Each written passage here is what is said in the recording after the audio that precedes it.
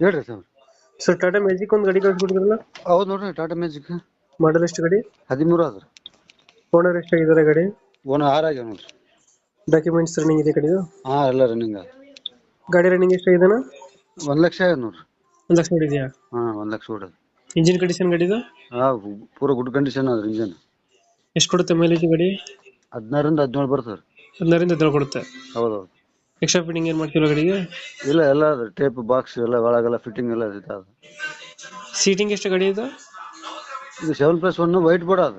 7+1 8 seat white board. ಹೌದು, 8 seat ಗಾಡಿ, white board ಗಾಡಿ. ಇಂಜಿನ್ ಚೆನ್ನಾಗಿದೆ ಗಾಡಿದು?